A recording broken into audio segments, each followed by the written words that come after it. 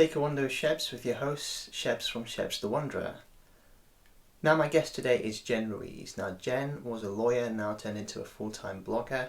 She is a #1 best-selling author on Amazon, 3-time TEDx talker. She now travels the world as Jen on a jet plane. Jen and I discussed about her transition from being a lawyer to a full-time blogger and becoming a #1 best-selling author on Amazon. I also discussed with her about dating and her past relationships. All of that and much more in this in-depth talk about Jen's life and career. So sit back and enjoy. Thank you for being here, Jen. I appreciate your time. How are you? I'm good, Shebs. How are you? I'm doing great. You're in Puerto Rico, is that correct? I am. Yes. Thank you for making time in your schedule for me today. I'm here in sunny Puerto Rico, where we get exactly 12 hours of sunshine every day. And I get from 6 a.m. to 6 p.m. to be productive year round. But I can't complain. You recently moved back to Puerto Rico. You used to live in the States, is that correct? So I was born here, which technically makes Spanish my first language, but I think in English, I do everything in English. And so I grew up in Philadelphia. I went to college in Miami, law school in Baltimore, worked for a few years back in South Florida because I miss the heat. I'm drawn to the heat. And then after I transitioned from law, I was in upstate New York for 2 years before moving down to Puerto Rico.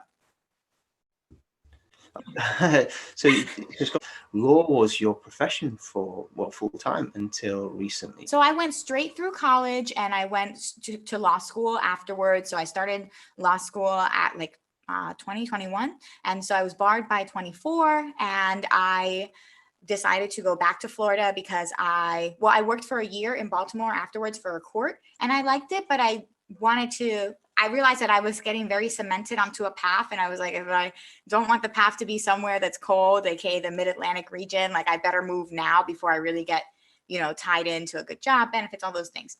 And so I moved to Florida, started over again, took the bar again there in Florida, which was not fun. But again, if I had just taken a bar, at least I had some of the knowledge freshly there. I could study with a less rigorous program and just kind of use it as a refresher. So did that. And then I worked while I was pending bar clearance. I was still working just as a clerk at a law firm. And then I had the opportunity to work for a social security firm that, since it deals with federal administrative law, you could do it with any bar. It didn't matter if it was Maryland or Florida. So while I was pending my Florida bar results, I was working as an attorney, as a social security disability attorney. And that was my first step into the courtroom. I did about 700 cases that way. And then I moved over to legal aid in the other side of Florida. So kind of a slower pace. I was in Fort Lauderdale beforehand. And then moving to that kind of coastal town in the slower southwest part of Florida. It was nice. It was very calm. I was 3 blocks from the beach and my coworkers were wonderful. It was a little kind of liberal team in a very conservative atmosphere. But everybody there just wanted to save the world and was just so lovely and very optimistic and positive. And I liked my time there, but I just knew that it wasn't for me because I didn't have a lot of, when I'm into something, I want to excel to the best that I can at it. And I want to be part of everything. And I want to join every club and volunteer as much as I can. Right. And I didn't have any of that in law. I was realizing that I wanted to do the least possible and I wanted to leave the minute I could. And I wanted to have the minimum commitments. And so that's how I knew that I wasn't doing what I was really meant to be doing. What about the travel? Where did that aspect come from then? So I had been feeling an itch since my very first, clerking position in Florida. I was sitting there waiting bar clearance. I would do these forms all day, but then I would also take time and on the side work on articles that I would submit to Elite Daily. And Elite Daily wasn't paying me. I was just a contributor, but they had, at the time, before they were acquired by all these different people, they had a contributor program and I could get really big exposure on their platform. And they would send out alerts every day of trending news. And so I would your brain needs a challenge, right? If it doesn't find a way to entertain itself at work, it's going to entertain itself somewhere else. So I would actually take joy out of finishing the day's work as quickly as possible in 1 or 2 hours, and then knocking out 1 or 2 trending articles, if I could that day, and sending them in for possible publication. So I had more than 50 articles that were published with Elite Daily just in that couple months time span. And so with that, they had another magazine that found me because some of the articles did really well, like more than 10 million views or something crazy. And so I had Pace magazine, that is a fully online magazine, reach out to me because they had a travel vertical they were trying to develop. They had seen one of the articles I posted in Elite Daily. They were paying like $150 an article. And I was like, I'm rich. Somebody's paying me to write. And this is so exciting. But they wanted me to write about travel. And I didn't know anything about travel because I'm an attorney. I've just been sitting here in this like golden prison of an office for the last couple of years, right? So Did you travel when you were young then? I had always taken summer vacations and trips. My mom's an educator, so I always loved going to museums. I always loved learning. Like we did random things. Like I went to Frank Lloyd Wright's Falling Water, like the architecture house, like in Pennsylvania that no other random kid would go to, and like the second tallest bridge in the state, like things like that we would go and see. So I gained an appreciation for that early on. My mom and I took a 2-week trip after high school. That was like my first big international trip, and we went to Europe. And she paid a lot of money. She saved a lot of money. She paid that money to have like AAA organize a tour for us through, I think, Trafalgar or something of the sort. And I just remember, I remember one night that we were sitting there and like the dinner in Italy was like sliced ham and like canned peas. And I was like, we are not going to eat this in Italy. I refuse. I refuse. I will do better than this. And so I had a dummy's guide to Europe, and I was like, I can figure this out, Mom. I can read, and it says it all right here in the book, and we just got to read it, and then we'll know it too. Like that's how reading works. And so I just started using the guidebook, and I got us all throughout Europe. We went and actually we did a couple of trips on our own. We broke away. We went to little restaurants in Italy. We went to Stonehenge on our own day trip. I was like, I can get us there. This says the train is coming here. This says, this says it all. And so I realized I really enjoyed that, and that I could plan a better trip than these really expensive trips. And I think that started my love for doing it on my own. And customizing the itinerary and making sure you're not just like following a red flag every day. Did have a little bit of FOMO as I was graduating law school, that I realized I had done so much education and I hadn't studied abroad anywhere. So with that in mind, I specifically entered a course that involved a summer study abroad program at the end as like part of the course requisite. And I went to Australia for 6 weeks on my own to do an internship program there before I graduated law school. So these were all the things that had prepped me and my love of travel leading up to that. Going from law to full-time blogger as you, and you created Jen on a jet plane. I actually love that name, by the way. Would you regard yourself, is it authentic travel? Is it solo travel? Is it luxury travel? Solo female travel, I think, is definitely my audience. So I like to empower women that are just wanting to go and see something different and want to break away and want to be able to plan and customize things to their liking.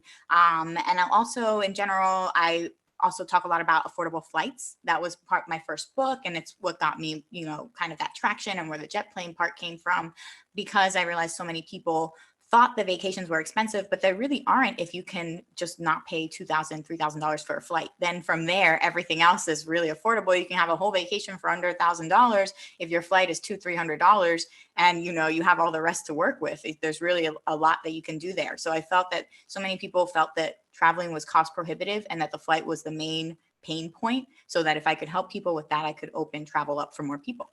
Flights these days, there's no excuses. I think you can find so many websites, so many apps these days. I came back from Turkey not long ago. Sterling pounds, it was like £165 to Istanbul and back. It's like, you couldn't. I might as well have just gone for free. That's how cheap it was. I mean, gone are the days of travel agencies booking everything for you, because I guess maybe as technology has moved on, and it's so much more easier. So when I first started traveling, 15 years ago, 10 years ago, you had to go into, let's say, travel agency and say, I want to book this, or you were able to maybe book things online, but in terms of like itinerary, it was quite difficult. But I'd say in the last 5 years, it's just gone on another level, where I could literally go to a country or a place. I could just get my phone out and then go on an app, book a hotel, I've just booked it right now. And it allows people to customize things and to not spend money where they don't want to spend money and not have to commit themselves to these thousands of dollar packages, but really have a pay as you go model on your own budget, you know, getting the accommodations at your level, getting the food at your level. There's street food everywhere, you know, there's affordable hotels everywhere, there's rental options. So there's really a lot that people can do to make their budget stretch and see more. I think in Europe, you're a little bit spoiled for choice, because you have so many places that you can get to for really, really cheap and so many great airlines that function there. It's a tiny bit harder when you're crossing the ocean, for sure, like the Atlantic or the Pacific, from the US to Asia or from the US to Europe, but still can be done, I think, affordably. Your own airlines like Norwegian has been wonderful for us, $300 flights, you know, even to California, which is significantly longer flight time for them, at least an extra 6 hours or so. And they've manage to make that affordable for everybody. So I agree that there are a lot of ways to manage that. So I talk about that, and I talk about ways that females can travel on their own as well. And you mentioned your books. So you're regarded as Amazon's #1 best-selling author, which is amazing to have that status. So the types of books does it vary, or is it all to do with sort of solo female traveling and empowering women? So I think that for anybody that's looking to monetize their expertise and repackage that into a book, which I highly recommend for all entrepreneurs or anybody that just knows a topic really well. You don't have to be the world's foremost topic. You just, expert. You just have to be somebody that can offer value. I recommend that you give the people what they are asking you for. So I really have done my books based on the questions that I've gotten. I thought that my first book was going to be an Eat, Pray, Love of sorts, a whole story of the 12 trips in 12 months. But people kept asking me about the cheap flights because I didn't know it, but I had inadvertently been marketing my book all along by sharing the flight deals that I was getting. So I was having more and more interest. People were engaging with my posts and they wanted a book on that. So that book came out and it did very well. It was called The Affordable Flight Guide because it answered the question I was getting asked most often, which is, how are you affording this? And then after that, I had, how are you able to do this as a full-time attorney? So my second book was How to Travel with a Full-Time Job. You need a vacation, how to travel with a full-time job. And then after that, I was getting asked, well, is it safe? How do you feel traveling solo? So then I wrote the Solo Female Travel book. And then most recently, I was already planning on transitioning to talking about, remote work and business and just reaching out to another genre of books on the Kindle store. And then the pandemic happened. And I realized that I needed to push that next book out even faster. So in April, I published 25 Ways to Work from Home. And it talks about all the different ways that I've seen friends monetize their online presence, from virtual summits, to YouTube channels, whatever the case may be. And so I cover 25 of those and list examples of friends that I've had who are doing it successfully, helpful websites people can use. And that's just one of this next series that's going to be about kind of digital entrepreneurship and nomad life. How's the book done sale-wise then? Really well. So it's been well received. It was a bestseller in multiple categories. Right now, I believe it's currently at #1 in 2 categories, but it juggles up and down depending on the demand, but it does sell well. People really respond well to it. I have a TikTok following I developed as well that's remote work focused. And so they are often clicking through to that and making sales from that link in bio there in TikTok. So it's very well received, has good reviews generally. I had an Amazon, I think, top 50 reviewer. That's my first one. So they have like a top 100, top 500. So I had a top Amazon reviewer leave me a very good review. So I feel good about it. Transition from law to traveling, and obviously you've done your books, and it's taken off. And you sometimes look at it and go, wow, I've done it? Or do you always think, right, next step? I don't ever have that problem, but I also try to recognize and enjoy and celebrate my accomplishments because I automatically go to next step. And I think it's like, okay, you're comparing yourself to the next goal. You're so eager to get there, but you haven't taken the time to appreciate it. You just reached this goal and this goal was good too. And we should take a moment and celebrate. So I really do try to honor that. Like when I had my first, when my book became a bestseller, it was just a normal day and I was at home in the time still in Florida. And I just remember being like, well, this is it. It says #1 bestseller. That's it. It's #1 in the category. I guess nobody's here to announce it, but I think it's happening. And so I'm like, I should do something to commemorate. And I went to the grocery store and I bought like the biggest lobster that they had. And I went and I just like gorged on it that night. And I was like, this is my best-selling author dinner. And it's like, so I think you have to do things like that to reward yourself. Were you signing autographs? Not at that time, but I have since then, and that's definitely also been a humbling experience. My first time that I had somebody come up to me was at the New York Times travel show, and somebody came up to me with my book, like, "Oh, Jen, I've been looking for you." Like, "Oh, my," or it was the daughter. She's like, "My mom is like obsessed with you," and I didn't think she was going to say that because I thought she would be the one who's in my audience and readership. But she's like, "My mom has been looking everywhere for you. Can you sign the book, please?" And I just remember that was like my first experience of that, and it was cool. It's nice to reach these goals, but I do agree that there is a certain amount of happiness that is derived from having goals in general. So I always have goals. I mean, I just sat down today and I wrote down what seems like ridiculous goals, but who knows, in 5 years after all these steps I've been taking might be just like a natural progression. But I'm like, 1 million followers and like all these different things that I have, like New York Times bestseller. So I write down these goals and I speak them into existence. And I think that the first step in actually realizing them is believing that they're possible and then finding your way to work towards them. I was offered a job on radio earlier on this year.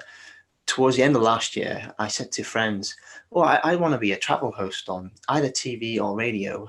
And they just looked at me and just laughed out loud. It's like, whatever sort of stuff. But I believed it in myself that, if I felt as though I was doing stuff on camera anyway. I went to my school-wise, my degree was in fine art. So I spent like 3 years in the edit room, filming lots of stuff. And I thought, I can do this. Why don't I not try it? So I applied for like the BBC travel show and they said, send in a video. And I did, and I never heard back. So I thought, oh, you know what? I'll start my own stuff on Instagram. And then that's how it morphed. It just morphed to like what it is now. And then someone spotted me and said, oh, we like the way you tell you like the way you tell your stories and get your guests to tell their stories. Would you want to talk? And I was like, yeah, sure. And next thing you know, I'm offered a job. So I believed I could do it. And I think you're right. If you've got a goal and if it's achievable, obviously, if it's unrealistic in some respects, it's not going to be ideal. But if you believe you can do it, then why not? I say so. You got to stay positive as well. And almost everything is achievable. I mean, unless I decided I wanted to be, I don't know, Queen of Russia. I feel like that would be a difficult one to pull off. But everything else, I feel like, is still achievable. You just have to put your mind to it and decide, that this is the education I want to get, this is a training I need to get, this is the steps I have to do, the experience I need to do, and the time's going to pass anyway, so you may as well do it, right? And I think that's the key, is just getting started. Like even with book publishing, I know so many people that sit there and they're just like, oh, this is going to be my masterpiece, like my magnus opus, like this is it, this is everything. It's like an encyclopedia sized book that nobody's going to read because it's an encyclopedia sized book, right? And unless it's Harry Potter, like you're just going to have a hard time keeping the attention of people.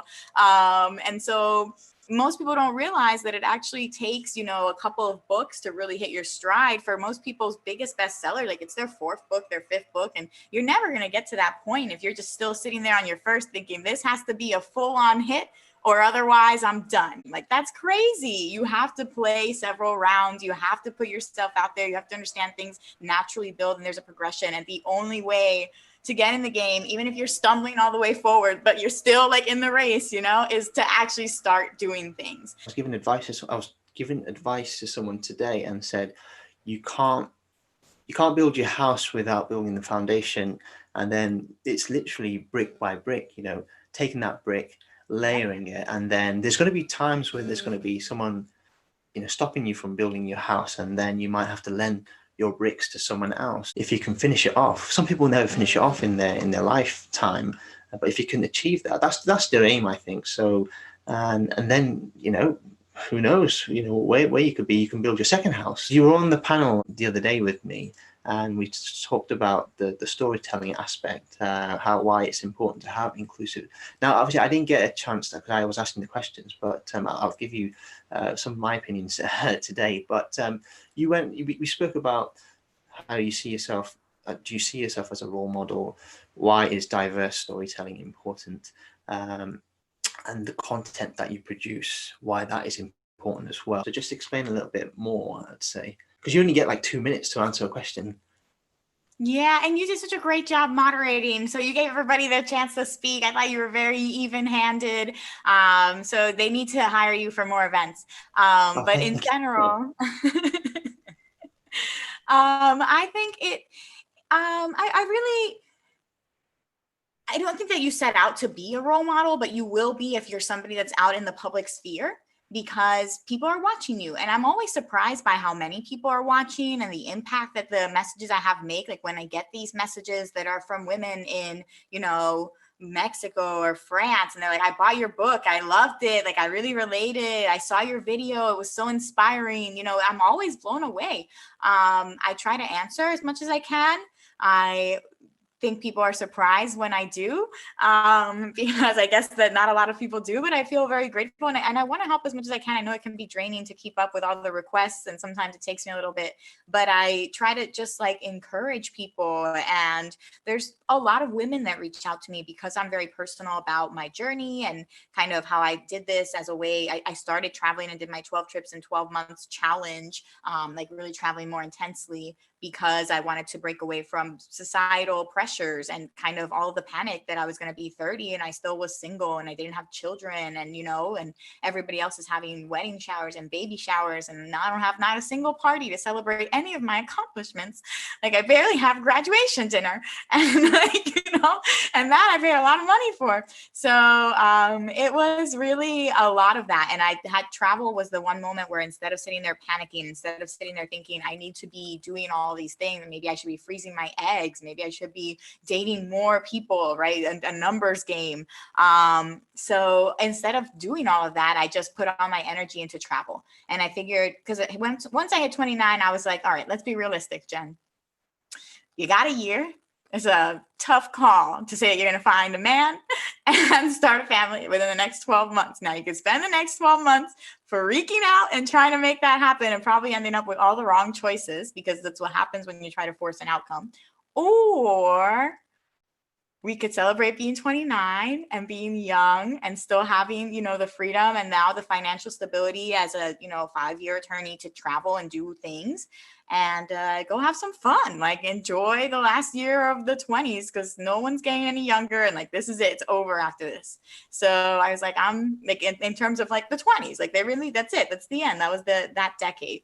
And I don't know that I'd go back, but I definitely wanted to send it off in style. I felt like it deserved a good send off. I took some sick days where I would like, I'm not coming in today, as I'm pulling off on a balloon in the middle of a festival. Like, I have no regrets. Sometimes in the Asian society, by the way, you only need one role model. So, for example, I know in the United States, there's a actress, Bollywood. She used to be, she does Bollywood, I think, Priyanka Chopra.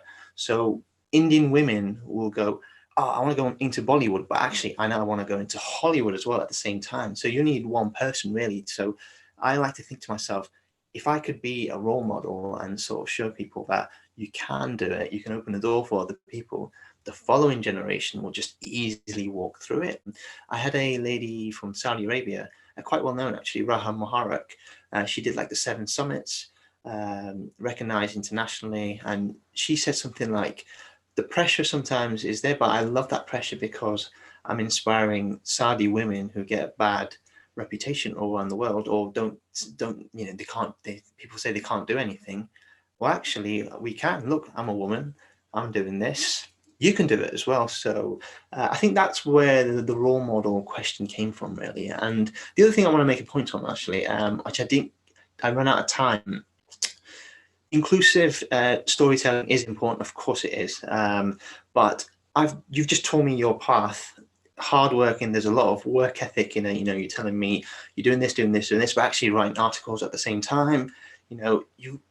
People can't assume that with diverse, storytelling, don't expect to get the jobs or don't expect to get publications. You still have to work for it, I think, and you have to work together with other people as well. So the way it will work as well is, I think I mentioned, there's a lot of bias within big companies.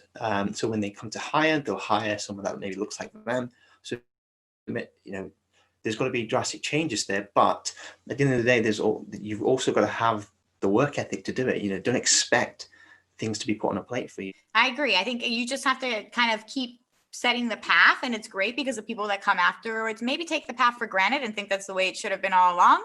But I think it's important to have those trailblazers. We're definitely seeing that now, right, with our women's rights movements and making sure that we are appreciative of all the rights that have been before us, that women now can do so many things and be in all these roles and travel alone, like you mentioned with your last guest, that she was showing women the way in that sense. And I think that that's something we've really seen come across in the last decade or so, and I'm very happy for it, and I hope that it continues to be an ongoing trend. And can I ask you about your nonprofit organization, People of Puerto Rico? So where did that come about then? So I knew when I left law that I wanted to use my legal knowledge for something. So I knew that I was going to travel the world and try to find a cause that spoke to me, and then go from there. I like Puerto Rico because it is, well, first, where I'm from, so I feel some kind of pull to it, but also I feel very grateful for all the opportunities that I've had. And I know my mom worked very hard to go from one generation of welfare, nobody with a degree, to now me being, a lawyer and having everything available to me. And I feel like no opportunity is beyond my reach. And especially here on the island, because it's like, no, you're not really going to make money doing that. Yeah, I may be talented, but oh, well, we got to suck it up and have reality and go to a job that everybody hates. Everybody hates their job. So it is what it is. And I just feel like that's so disheartening, especially because Puerto Rico has a lot of assets. Like, it has the U.S. Postal Service that operates here. It has, internet that counts as the U.S. So you really should be able to operate in all aspects like the U.S. And serve people in that sense, right? You shouldn't be limited to foot traffic on the island. You shouldn't be affected if there's earthquakes or hurricanes. There should be a way to reach your audience abroad. And especially because mainland, there's so many Puerto Ricans living there that have such nostalgia for the island. So I've really enjoyed, my goal with People of Puerto Rico is to help people establish an online presence, business owners, entrepreneurs, and start generating revenue streams. So our first entrepreneur is a young girl, well, not girl, she's a woman, but younger, 18. And she has started her own plush toy line and whole world. They're aliens, they're these little creatures that she made, and they're really cool plush toys. She hand makes them, but also she designs the comic books to go along with them and tell their story. So she's a female comic book artist. She's really talented with designing and stitching and sewing, which is something nobody knows nowadays. And she does all of these things, and she has an idea. And I think, she just needs somebody to stand behind her and say, this is a good idea. These are all the ways that we can get it out into the world and find the people that will like this and resonate with it. And so same thing with our second entrepreneur that we just took on. She does a lot of paintings, artwork, things like that. She has some beautiful prints that are custom, that she could be making custom pieces. She could be making, taking her most popular prints and putting them into merchandise and selling them on an online store easily. And people here are often feel like they're stuck in jobs that pay $10 an hour because that's all that they're going to be able to get, when they have such talent that they could really market and monetize online, because they have such wonderful things that they're either making. I mean, it's just amazing, the skill set that people have on islands, the things they can do, how creative there are. People create whole origami things out of palm leaf strips. They're so creative with the things they do on an island that it's just finding a way to monetize that, because these are products that people everywhere else are going to want to get, and that's going to stand out from anything that's a major company, that's just mass produced. You mentioned about, freezing your eggs and, single life and everything. Your relationships, in terms of being single, years gone by, is it because of the fact that you've been traveling that you've not been able to attach to someone? In general, there is some element of that, because I am traveling a lot. And so I think a lot of people think, oh, well, you're going to meet the love of your life while traveling. It'll happen. It's going to be great. That's going to be the happy ending to this 12 trips and 12 months story. And I actually have people that are really disappointed when that's not the ending, right? They want this story to work out like they have it in their minds, but that's not how life works. And I think, in general, when you go someplace that you're there for a little bit of time, 90% of the men, they're going to be like, awesome, you're here for a little bit of time. Like, you're here for 2 weeks, you're here for a month, like, great. And then they're going to want whatever they want for that time period and then move on. So I'm not a kind of person that likes to enter into kind of just like transitory dealings or just like have that, understanding. Because at this point, I feel like I have done a lot of work on myself and I have realized what I want. So I want to make sure that I have somebody who's willing to jump in with me, right? Or at least pursue it the right way, not already thinking like, ooh, there's a 1 month deadline on this, like perfect. So that has been a deterrent for me.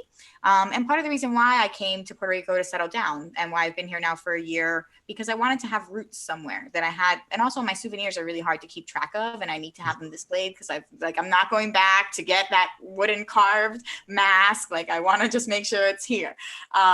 So I wanted to have a place where I was in, and then then the quarantine hit. But I mean, I can't even blame the quarantine because I was like, I should use the quarantine as even more of a reason to start dating again because nobody would want to meet up. But I just haven't prioritized it until recently. I think I've been working on a lot of things personally to feel like I'm at a place where I am successful, right? Or that I'm sustainable. And I think when the pandemic hit, I was scrambling to try to make up for any loss of income in terms of ad revenue or things of the sort, with loss of traffic searches, loss of book sales, things like that. So I've just been really work for the last 3 years. And I had some apps that I downloaded, but it would go like 2 weeks without me answering to people. And I'm just like, oh, I'm the worst at this. Like, I am really bad because I had so many things. But now I think I've come to a point now where the work has started to pay off, and I will be looking to prioritize that more in the future now that I'm somewhere where I know I have some kind of roots. Relationships, someone once told me, it'll be when you least expect it. So you might be looking for 5 months, 6 months, whatever, you found people online and stuff, and then someone will pop up and you're like, where's that come from? Wasn't expecting it. So I'm sure there is someone out there. I mean, I'm still single. I've been in your boat as well, by the way. I think I once had, in 1 year, I think it was something like 17 dates, which is a lot, by the way. And wow. Then, well, within those, by the way, there was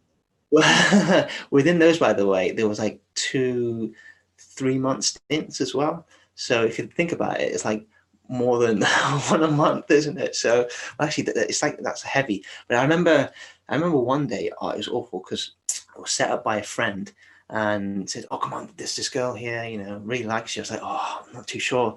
Went out. The first thing, I think within like 5 minutes, the question was, so I hear you love travel. I was like, yes, I do it. And she said, well, I hate travel. And it's like, well, how is it going to work if you hate travel?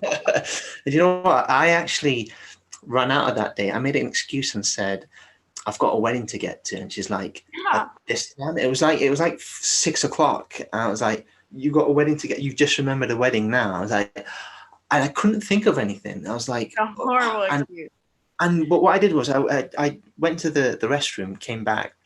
She had a drink still. I said, well, I've called a taxi. I was like, okay, I'll see you later. And I went outside and I saw a taxi pull up and I thought, that's her taxi.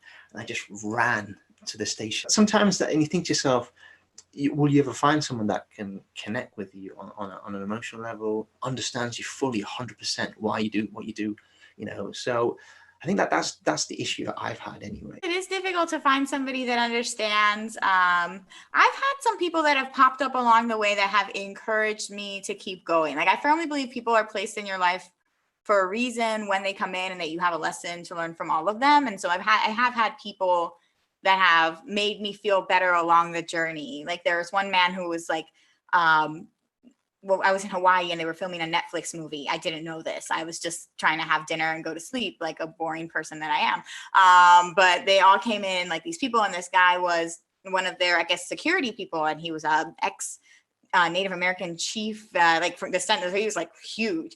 And I don't know how, but we ended up like hanging out and talking. And by the end of it, he was just like, Jen, like, you're a really special person. Like, I really want you to like remember that. And like, somebody's going to be really lucky to end up with you. So he was so kind. And it was just such an unexpected encounter.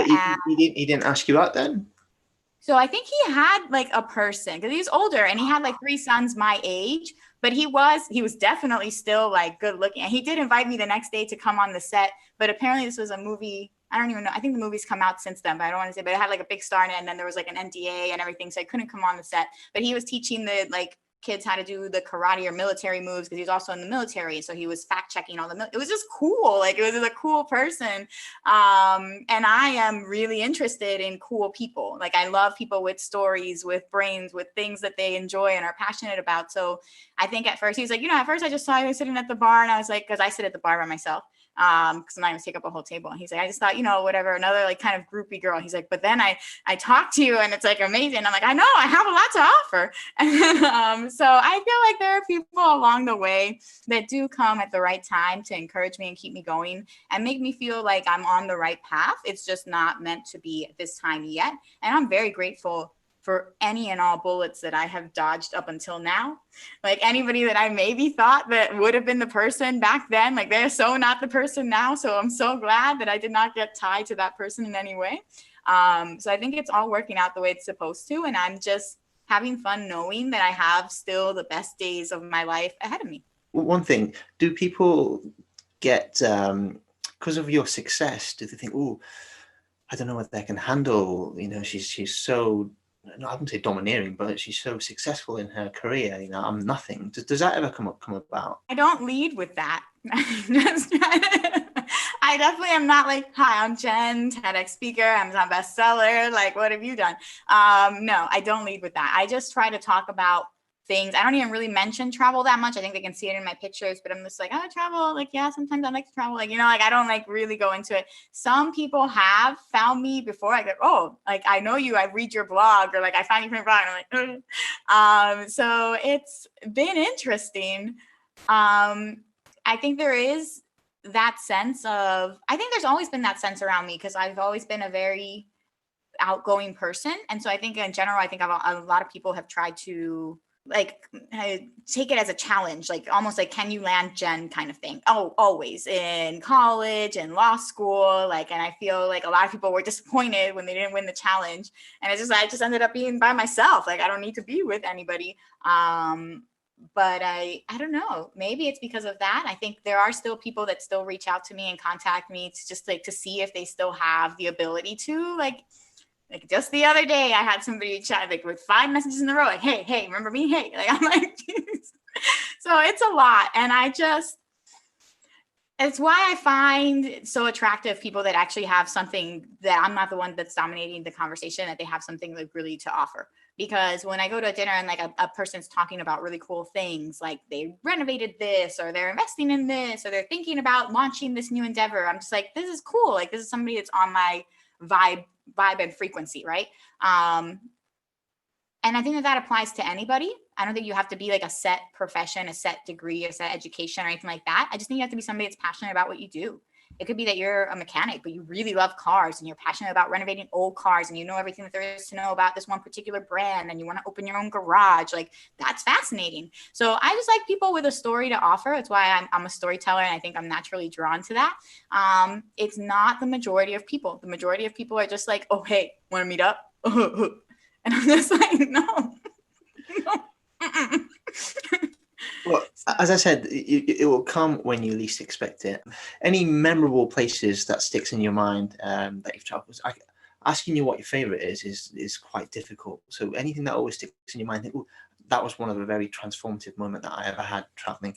Stereotypical, but the south of France was a really big deal for me because I hadn't been and I wanted to go and see the lavender fields. I really love art. So I was able to go to Arles and find all of the different places that Van Gogh painted like in real life and then compare them to the paintings. And that was so fun for me. And I did my own road trip there. And that was my like longest trip that year of adventure. And it was the trip that I paid, whatever it's going to cost to get to France. I don't care, but I'm going in July when the lavender's blooming. So that was great because I wanted something to happen. I just wanted to have like a purely indulgent moment where I just frolicked in lavender fields, eating cheese and bread while singing Beauty and the Beast songs. And I felt like that was my bliss calling to me. And I did just that, and it was wonderful. And so it did not let down. After that, I'd say also Cambodia was really great. I was able to go to Angkor Wat, and I had a wonderful tour guide that just showed me a lot of the history. I love history and historic sites and things like that. That's why I did the art walk in Arles. But I thought it was really fascinating to see that this obviously very powerful space, because so many people have been drawn to it, and how it's changed over the centuries. Like he was pointing out where the carvings, depending on whether it was like kind of Hindu or Buddhist, whoever the ruler was at that time, they would change the carving. So like arms up, arms down, like, you know, like to try to take over these ancient temples, and just how massive the complex was, all the stories behind it. Just, it's like a storybook on the walls. Like you read it there with the tales. And that was really cool for me. Did you go to Phnom Penh and go to the Killing Fields? Because Cambodia is one of my most transformative experiences to date. Time constraints didn't allow me to, but I wish that I had gone, and it's on my list to go back to. I know that they have like a museum about the mines and everything that were there. And so I'd love to learn more about that firsthand. I didn't have that much time to do so, but I know Cambodia was on my list to return to. Just seeing, I mean, I went then the skulls and the bones, and it like really hit me. And I was like, oh my God, this is like, I just couldn't just couldn't handle the emotions. It was like, I think just seeing that just really hit home. So if I had any stress coming back to the UK, I would always think of that moment and think, oh, you know what?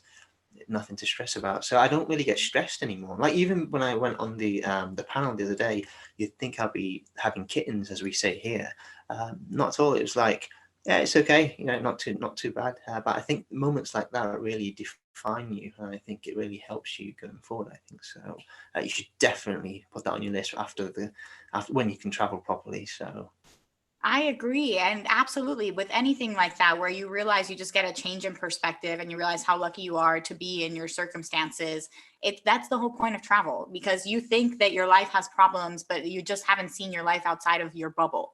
And once you do, you'll be running back to your life so quickly because you don't actually have problems, you know, and it's actually manageable, and where you're at is much better than where other people are. And I think that's the whole point of travel, is to get that perspective.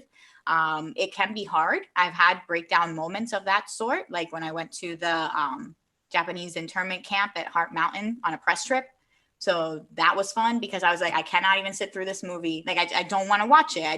I understand that the movie's meant to be informative, but I don't need to be informed of it, because I already know it's an atrocity and I'm already angry about it. Like, you're trying to inform people about what happened, and I'm telling you, I'm up in arms already. And I'm seeing a lot of it echoed in how people are treating, you know, Hispanics currently with the detention camps. So I can't sit through this. And that was on a press trip. So I was super popular on that trip. I just make friends wherever I go. But I couldn't sit through it, because I felt like it was a very emotional place. It was such a sad place. There were sunflowers. Sunflowers look up to the sun. Like, that's what they are biologically engineered to do. And all of the sunflowers on a bright sunny day were looking down at the ground like if they were crying. Reminds me, actually, I watched The Killing Fields, the film, after I went to The Killing Fields itself. I remember it was very difficult to watch. Have you ever watched that film, by the way, The Killing Fields? I haven't. So the ending was just like so sad. It was like, and they played like John. I'm a big Beatles fan. They played John Lennon's music. I was like, wow, this is like the most amazing film ever. And so I think there will be moments like that for people when we look at the situation now, where, you know, I'm very fortunate in this country, but I mean, I'm quite lucky that I'm okay financially. But countries around the world where they rely on tourism, you know, that gives them jobs, they're struggling. You know, I've got friends, you know, for places like Cambodia that I know, you know, Peru, you know, embarrassingly sort of asking me for money, for a bit of a handout. And, you know, they're embarrassed to ask that, but they're struggling because, you know, there's cases of, if there's no tourism, there's no jobs, no one cares, the government doesn't care. So there's things that people just have to understand. You know, sometimes I've had people, you know, tell me, why did you travel during the pandemic? And, you know, I documented everything to say I travel safely. I did the COVID test, by the way. I came out negative. There was cases where I met people and they said, thank you for coming, because, you know, we've not had anyone, and it helps. It shows people that we're safe, and my restaurant's gone. No one's coming and stuff. So I think you got to. I think have an open mind to it. If you narrow your mind, then we're not going to go anywhere else. I agree. I'm glad that you were able to travel safely. And I think as we move forward, that people are going to be looking to travel bloggers for more information on how to do that and to really be the first ones to go and break that barrier again.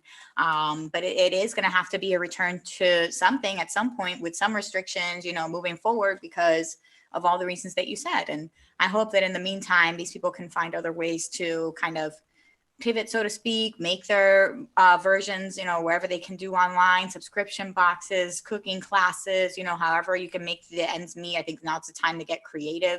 There's a woman in Mexico that runs a farm that has 3 million followers on her YouTube channel, just sharing authentic Mexican recipes, So I think that there's room for it, but it's definitely a time to hustle.